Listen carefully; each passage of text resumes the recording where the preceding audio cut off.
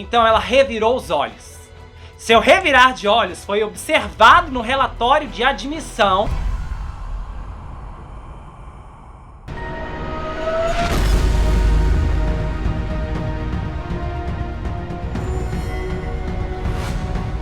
Ei pessoal, bem-vindos a esse canal, eu sou o Gustavo Negreiro, seu psicanalista favorito, e hoje estamos em mais um episódio da série Na Mira.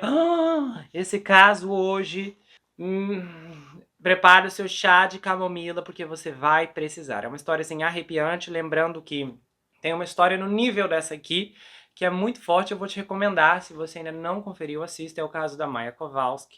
Eu vou deixar o link fixado aqui no primeiro comentário, você pode assistir, esse caso assim é tão perturbador e trágico também, então confira, e tem muitas investigações nessa linha, inclusive o caso da mamãe disse que eu não vou voltar, então você pode fazer um tour pelo canal, se você ir na página inicial, você vai achar as playlists organizadíssimas, separadas, minisséries, sagas, investigações, tudo isso e muito mais produzido com muito carinho pra você. Então nós vamos começar esse caso agora. O bebê acordou chorando pouco depois das 2 da manhã, e no momento em que a Sarah Perkins levantou seu filho de 14 semanas, Cal, nos braços, ela soube que ele estava com febre. Sua temperatura subiu acima de 103, então a Sarah logo estava a caminho do pronto-socorro, enquanto seu marido, Josh Subway, permanecia em seu apartamento em Walton, Massachusetts, com seu filho de 3 anos, o Clarence. E aí, na madrugada de 13 de julho, os médicos solicitaram uma radiografia para verificar se havia sinais de infecção nos pulmões do Cal, e foi aí que o pesadelo da família começou. A imagem revelou uma fratura cicatrizada na caixa torácica do Cal, com várias semanas de idade, aproximadamente do tamanho de uma impressão digital. A lesão foi determinada como resultado de um trauma não acidental, o que significa que agora era um caso suspeito de infantil. Uma assistente social visitou o quarto do hospital onde a Sarah monitorava ansiosamente seu bebê febril. O tom da mulher foi imediatamente contraditório. Estamos falando de trauma intencional. Como você pode explicar a lesão do seu filho? Todos os anos, mais de 3 milhões de menores tornam-se alvos de investigações de serviços de proteção infantil por parte de agências dos Estados Unidos, de acordo com dados do Departamento de Saúde e Serviços Humanos. Agora, literalmente, da noite para o dia, os filhos da Sarah e do Josh estavam entre eles. A saga de meses que se seguiu infligiria uma sensação duradoura de medo, indignação e trauma, agravada pelo fato de que tudo, cada escolha dos pais, qualquer comentário passageiro, até mesmo sua linguagem corporal, parecia sujeito ao escrutínio do Departamento de Menores e Adolescentes de Massachusetts e Famílias. Nos primeiros dias após a descoberta do ferimento do Cal, os assistentes sociais interrogaram longamente ambos os pais, bem como Clarence, de 3 anos.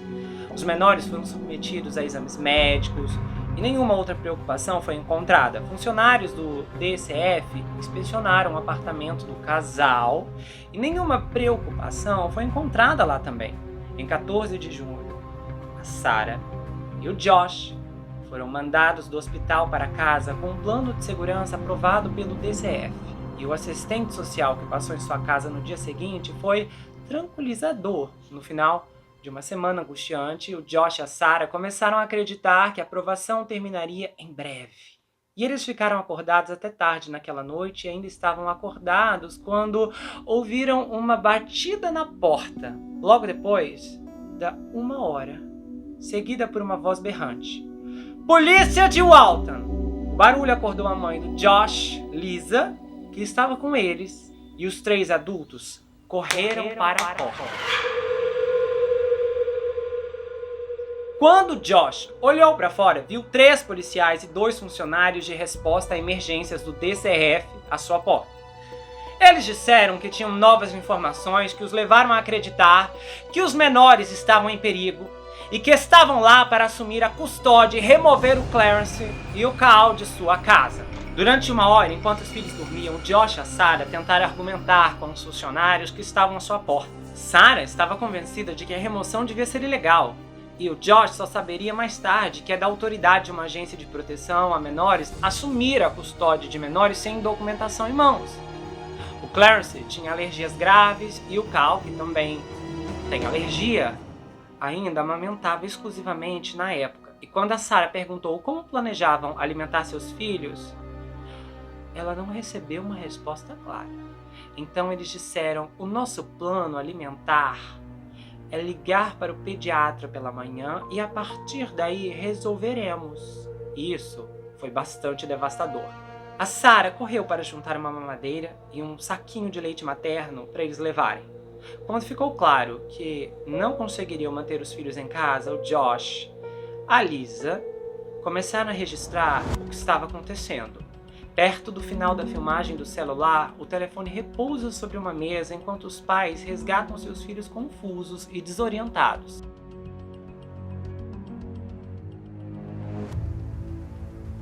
E pode-se ouvir a Sarah dizendo suavemente ao fundo: Clarence, você pode dar um passeio de carro. E ele diz: eu não quero, chorando.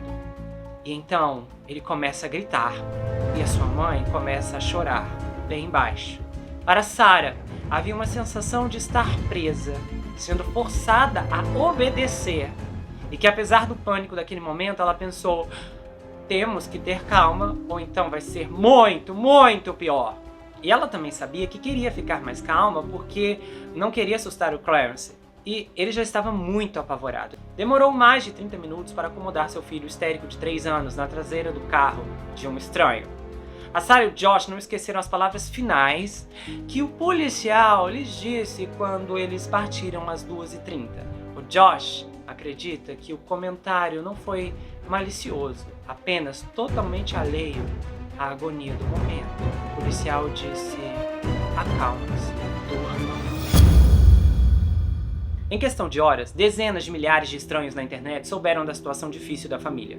Gabrielle Blair, tia do Josh e autora e redatora do popular blog Design Mom, tweetou um longo tópico detalhando o que havia acontecido com ela, seu sobrinho e sua família, que rapidamente se tornou viral. A Gabrielle descreveu seu sobrinho e a sua esposa como pais dedicados que ficaram arrasados com o que aconteceu. Os médicos e assistentes sociais que imediatamente começaram a observar a família pareciam ver algo mais. E as suas perspectivas foram refletidas no relatório oficial de admissão do caso do casal. Quando a Sarah foi informada pela primeira vez sobre o ferimento do Cal, o médico documentou que ela não parecia muito perturbada. Também observou-se que a Sarah não parecia emocionada quando a assistente social a questionou. Um encontro que Sarah descreveu como agressivo e insultuoso.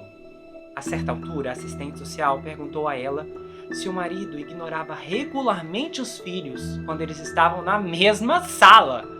Então ela revirou os olhos. Seu revirar de olhos foi observado no relatório de admissão sem qualquer contexto sobre o que motivou essa resposta. O relatório também observou que não houve perguntas de acompanhamento suficientes feitas pelos pais sobre os ferimentos do Cal. A Sarah contou que estava muito mais preocupada com a emergência que os levou ao hospital. Ela sentia que se ninguém que já segurou o Cal machucou ele, então aquilo não era uma preocupação para ela naquele momento. O que era preocupante é que ele não estava respirando bem. O Cal estava exausto e infeliz, com a voz rouca, de tanto gritar. E a Sarah queria saber se os testes legalmente exigidos poderiam esperar até que o seu filho pudesse ter a chance de descansar, amamentar e ver seus níveis de oxigênio no sangue melhorarem. Ela foi informada de que os testes precisavam ser realizados imediatamente, enquanto ajudava a segurar o filho que se contorcia para uma coleta de sangue, que foram inúmeras tentativas para conseguir. O sangue jorrou no berço e ela começou a chorar também. Mas para o serviço social, isso foi considerado suspeito.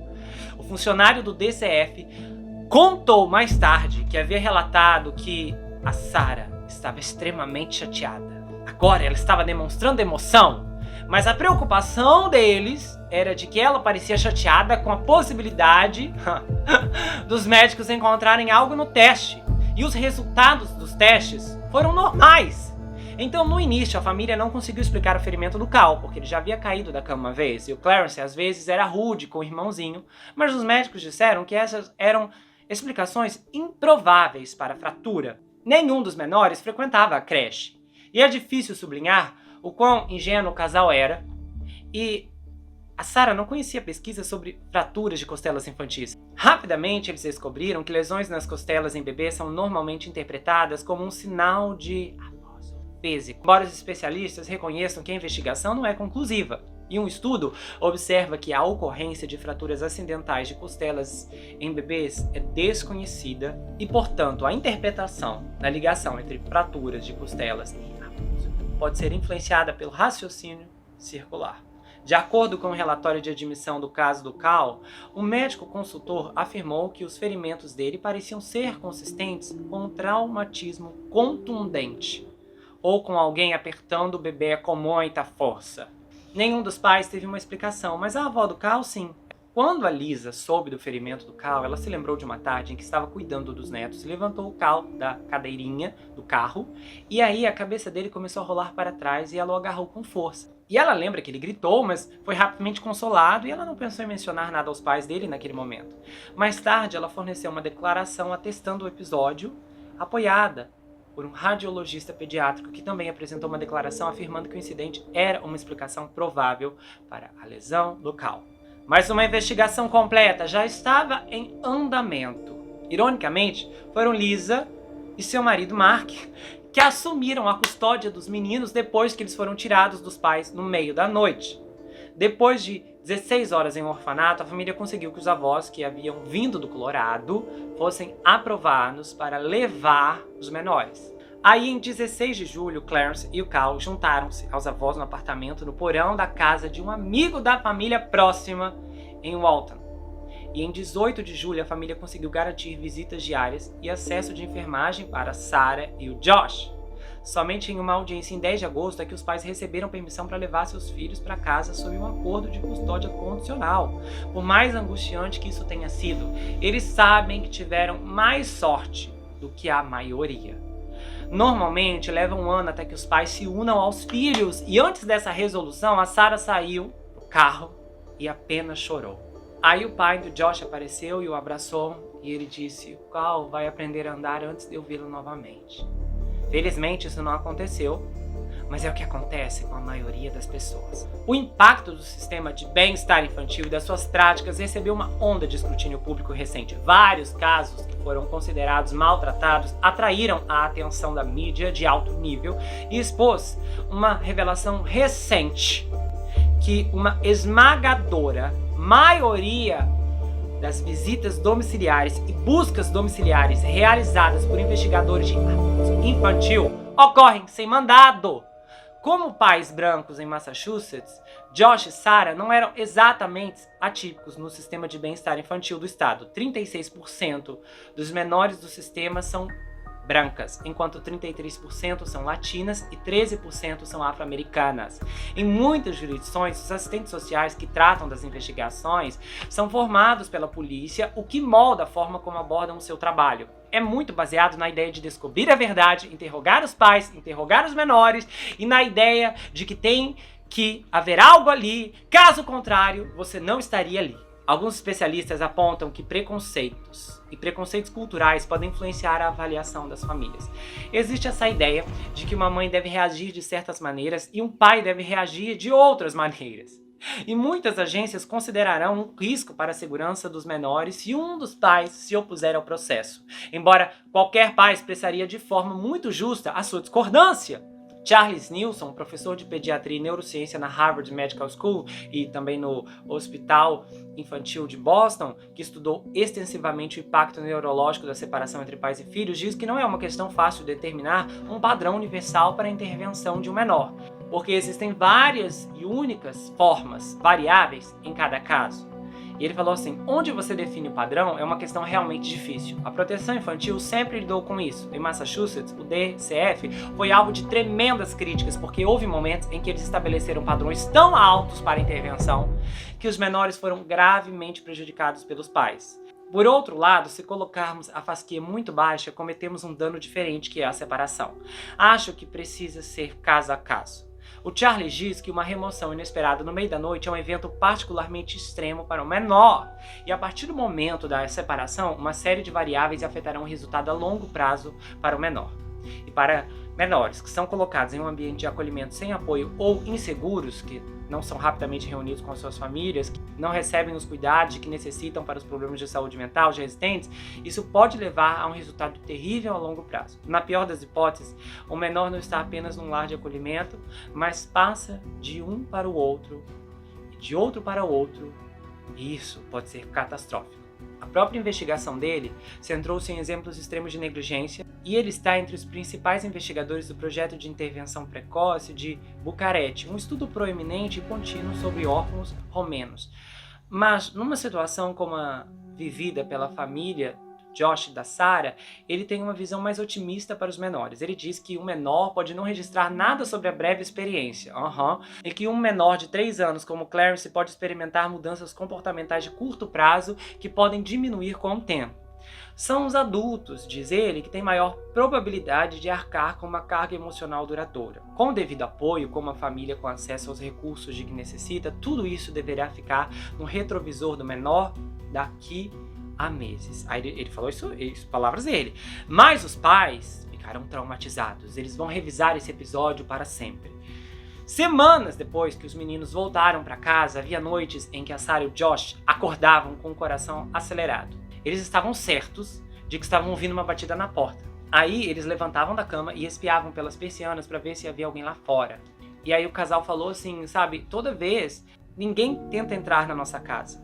Mas eu estou com muito medo e eu não consigo dormir por horas depois disso. Um dia, o Clarence tropeçou nas escadas e sofreu um arranhão perto do olho. E aí, Sarah sentiu uma onda de ansiedade. Ela falou, gente, será que os assistentes sociais que observam vão acreditar no relato do que houve? E aí ela ficou hipervigilante com medo de qualquer coisa que pudesse ser mal interpretada. E aí ela disse, sabe, nós não podemos ficar doentes, não podemos nos machucar, a nossa vida mudou. Apenas estar perto de repórteres obrigatórios parece muito mais assustador agora. Clarence também começou a acordar inesperadamente à noite, gritando num tom que seus pais nunca tinham ouvido antes. Ele havia sido totalmente treinado para usar o pinico antes de ser tirado de seus pais, mas depois que foi devolvido a eles, começou a sofrer acidentes. E os seus pais notaram que isso muitas vezes acontecia imediatamente após as visitas, 2 vezes por semana, dos funcionários do DCF. Aí ela disse assim, sabe, essas visitas são difíceis para nós, são difíceis para o Clarence, e nós entendemos que estamos sendo vigiados por eles. Aí ao longo da investigação, o Josh e a Sarah notaram que foram questionados repetidamente sobre sua religião. E aí eles são mormons e frequentam a igreja regularmente com seus filhos. E aí a certa altura do relatório de admissão, um funcionário do DCF anotou que a Sarah frequentemente olhava para o Josh quando o casal estava sendo interrogado. E a assistente social teorizou que isso poderia ser devido a uma possível dinâmica de poder por causa da religião. Aí a Sarah rebateu dizendo que muitas vezes achava as perguntas tão desconcertantes ou insultuosas que não tinha certeza de como responder e olhava para o marido para avaliar sua reação. Durante meses a investigação ofuscou tudo e muito mais na vida deles. A família planejava há muito tempo se mudar para Idaho no outono, onde a Sarah planejava concluir uma dissertação de doutorado e a dupla começaria a trabalhar em um novo projeto de documentário. Sua ação foi suspensa sem um cronograma claro para quando a investigação poderia ser então de fato concluída. E para recuperar algum sentido de agência, eles optaram por falar abertamente sobre sua experiência, conversando com repórteres locais e respondendo a mensagens que receberam de outros pais em situações semelhantes. Aí a sua experiência incutiu um novo sentido de missão na luta pela reforma sistêmica, um esforço para reparar o terreno para mudanças legislativas, e aí eles começaram a se reunir com representantes eleitos para pressionar por reformas.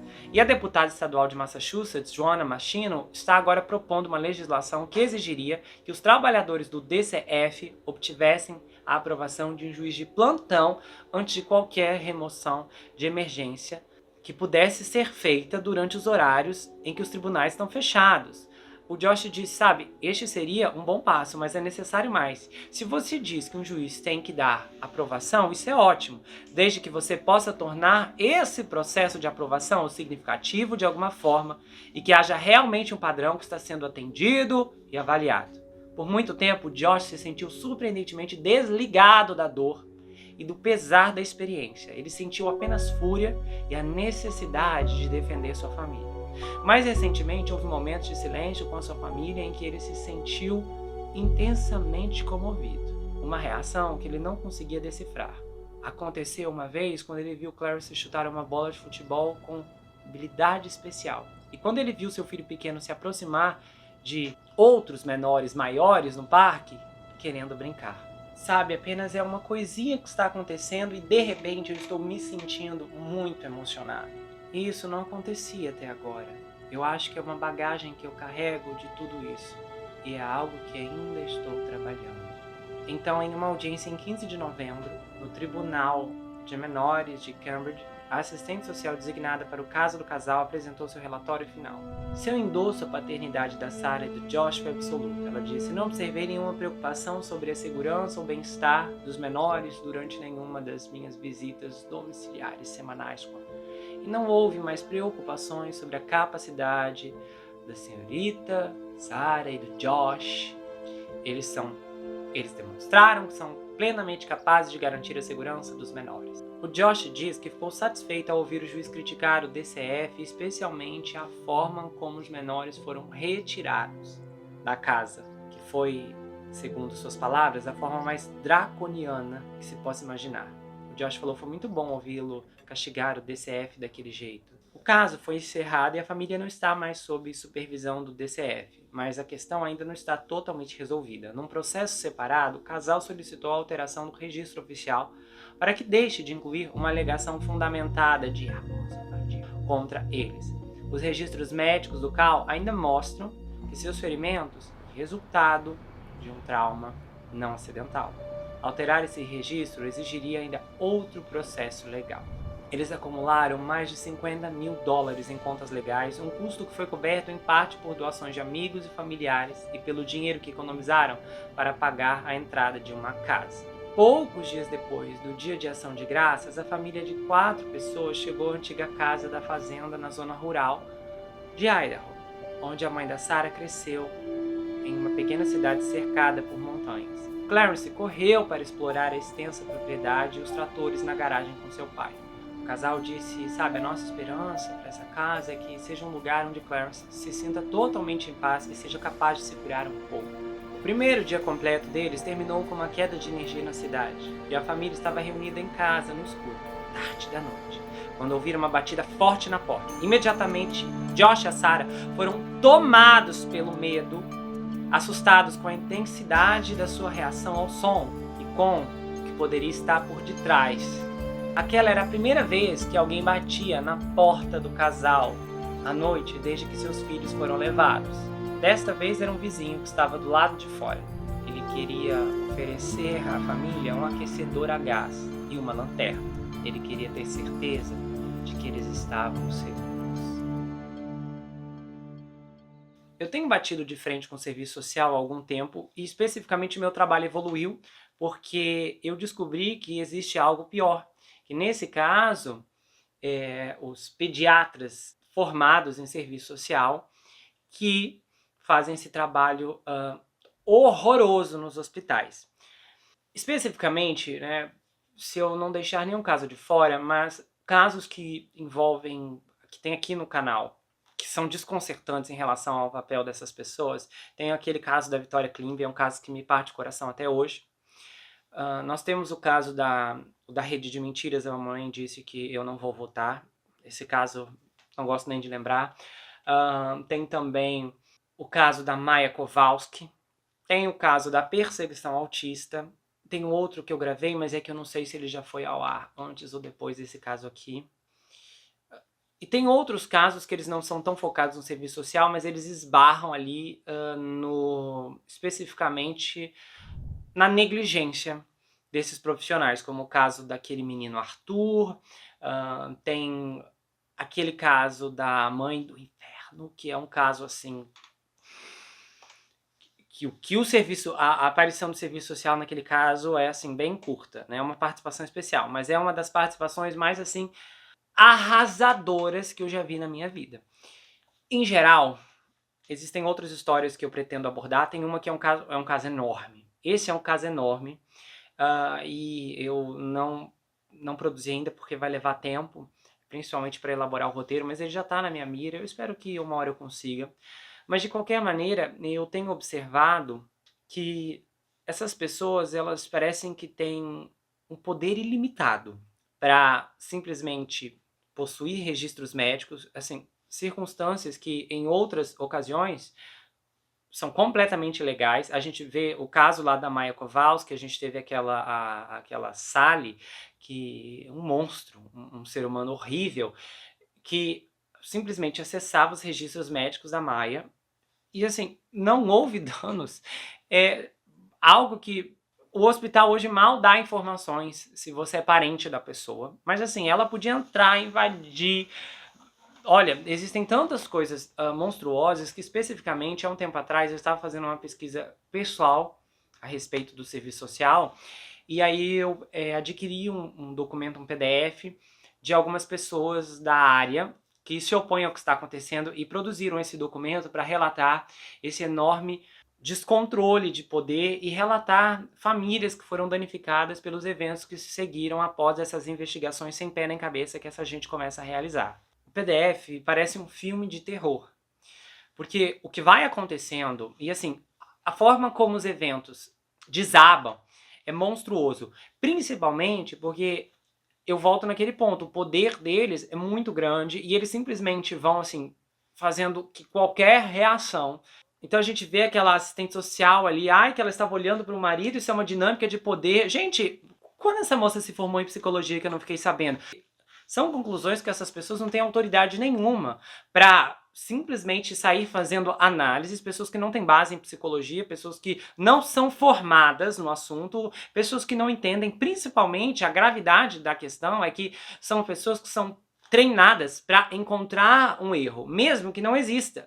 E quando há essa configuração de um sistema planejado, projetado e que tem sido executado para destruir famílias propositalmente, você vê que os danos são extremamente aparentes. Aquele neurologista falando, né, meias bobagens, ai, que o Clarence, coitado, não vai lembrar de nada. Aham.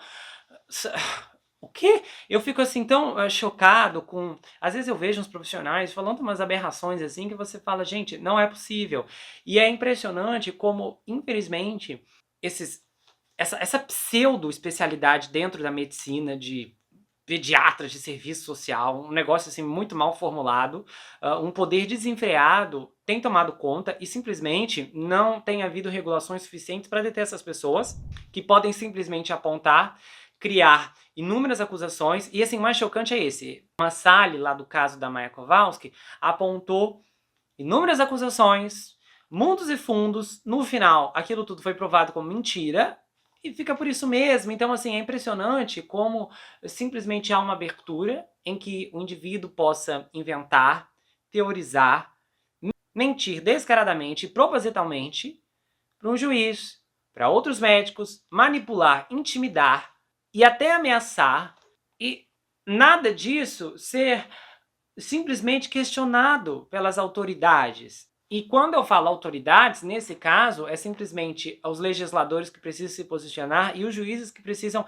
verificar esses casos que estão sendo arrastados aos tribunais, e que são muitos, porque há uma máfia, nós sabemos que há muito interesse financeiro, essas agências de bem-estar infantil recebem financiamento, esse financiamento ele se move como se fosse uma comissão. Então, resumindo, quanto mais famílias você encrencar, mais grana você vai levar.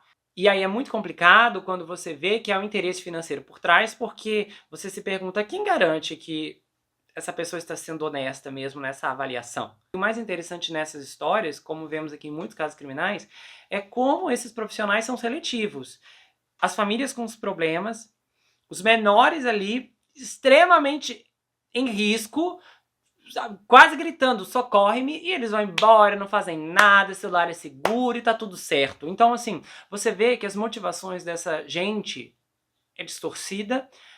Eu não confio nesses profissionais, eu não confio, inclusive, sabe, é uma fonte de pesadelos. Profissões que eu vejo como das mais contraditórias pela quantidade de erros significativos que os profissionais têm exercido, não apenas nos Estados Unidos, aqui no Brasil vemos também casos assim horrorosos que você... Um mesmo em particular, eu falo assim, não quero nem lembrar. Tem outros lugares do mundo, como a gente já viu da Victoria Klim, foi lá na Inglaterra, sem precedentes. Então, assim, precisa haver uma séria reforma, precisa realmente entender o que motiva essas pessoas, até mesmo, sabe, qual é o perfil psicológico das pessoas que estão sendo atraídas para essa área, porque parece que é um perfil bastante duvidoso, quando a gente vê que há mais casos que você olha e fala assim: "Por que isso aqui aconteceu realmente?", e aí você vê que há outras histórias que simplesmente pessoas que precisavam, menores que precisavam de ajuda, são ignoradas. Então, é tudo assim fora do lugar, desregulado, e aí você realmente percebe que está em uma posição em que você não se sente seguro com esses profissionais. Não se sente. Então, são profissionais que são extremamente queimados, é uma profissão que está extremamente queimada e muito queimada, e assim, restaurar a imagem do serviço social, do serviço pediátrico social, algum dia vai ser muito difícil, tá? Beirando ao impossível a essa altura, porque conforme os anos vão se passando, as histórias vão ficando cada vez piores. E você vai ficando cada vez mais assustado, chegando ao ponto de que uma paciente minha compartilhou, uma paciente minha que mora nos Estados Unidos, que ela esbarrou em um grupo de brasileiros e tal, e aí o grupo estava assim, alerta: gente, não levem seus filhos ao tal hospital, porque lá simplesmente muitos menores que entram não saem mais, porque são sequestrados pelo serviço pediátrico do hospital. Aí eu perguntei para minha paciente: você lembra o nome do hospital? Eu desconfio, né? Será que é o de Boston? Aí ela: então, deixa eu olhar aqui. Então é o Hospital Infantil de Boston. Na hora eu falei: nossa, né, que surpresa, porque assim, o de Boston parece que é o líder dos horrores. Então, alguma coisa precisa ser feita, alguma providência precisa ser tomada, só que nós não estamos vendo isso acontecer e eu realmente não estou vendo uma esperança no horizonte. O casal teve um desfecho positivo e muito bom, né, e um pesadelo que não durou muito comparado a outras situações, como inclusive tem casos, e o outro caso termina em cadeia. Termina em cadeia. Você já pensou? Um pai ser jogado na prisão para cumprir longos anos por algo que não fez, que milhares de especialistas estão falando que isso é loucura, mas o serviço social não, entendeu? Porque eles são videntes, eles são investigadores, detetives, psicólogos, eles são médicos, é uma formação impressionante, né? Quando você faz o curso, parece que você ganha todos os outros poderes do universo, e aí você é capaz de exercer, de falar, de declarar, sua palavra vale mais que a do médico, que a do juiz, que a do policial, que a do bombeiro. Eles têm assim, uma visão de raio-x. São poderes que estão disponíveis, sabe, de todas as formas, são imparáveis. E se continuar dessa maneira, vamos começar a ouvir falar de pessoas que vão se ver presas em circunstâncias que não esperavam e que vão reagir com medidas muito desesperadas.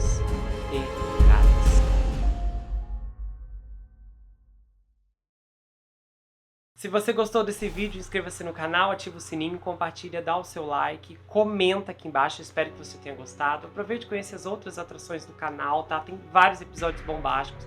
Então, dá uma força, eu espero que você possa maratonar o conteúdo e comentar, tá bom? E se você quiser saber mais sobre mim, adquira meu livro. Esse é um suspense chamado Perfeito Estranho. Ele conta a história de um rapaz chamado Jack Wilber, que se vê preso em uma terrível maldição hereditária enquanto um serial killer está escondido em sua própria casa e possivelmente tentando tirar sua vida.